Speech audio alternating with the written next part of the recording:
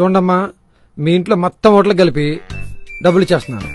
మా పార్టీకి మీ ఓట్లు పడాలి. అయ్యో భలేవారండి, మీ పార్టీకే మా ఓట్లన్నీ. అంటే మీరేం అది- సందేహపడక్కర్లా. ఒక్కసారి ఒట్టే చెప్పండమ్మా మీ అబ్బాయి మీద. భలేవారండి, మీకే మా ఓటు. ఒక్కసారి ఒట్టే. మళ్ళీ ఒట్టు ఎందుకండి? ఒట్టు.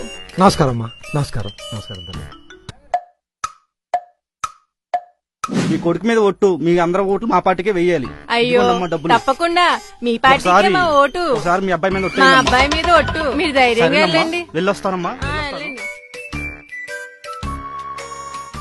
అదేంటమ్మా అందరి దగ్గర డబ్బులు తీసుకున్నావు, అడిగిన వాళ్ళకి ఓటేస్తానంటున్నావు, పైగా నా మీద ఒట్టేసి మరీ చెప్తున్నావు. చూడు నాన్న, ప్రామిస్ ని నిలబెట్టుకోవాల్సింది నిజాయితీ గల వాళ్ళ దగ్గర గాని ప్రజల్ని మోసం చేసే వాళ్ళ దగ్గర కాదు.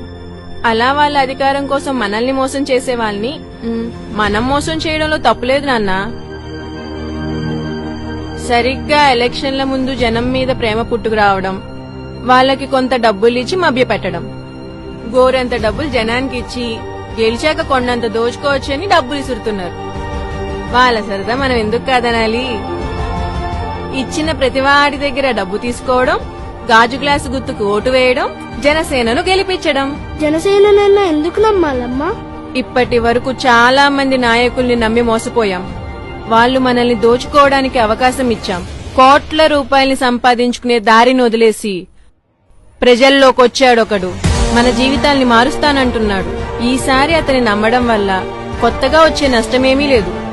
పైగా నిజంగా అతను మనకి ఒక మంచి భవిష్యత్తుని ఇస్తే ప్రజలకు అంతకన్నా ఏం కావాలి చెప్పు? ఈ ఆలోచన నాది మాత్రమే కాదు, ఈ రాష్ట్రంలో ఉన్న ప్రతి మధ్యతరగతి మహిళది.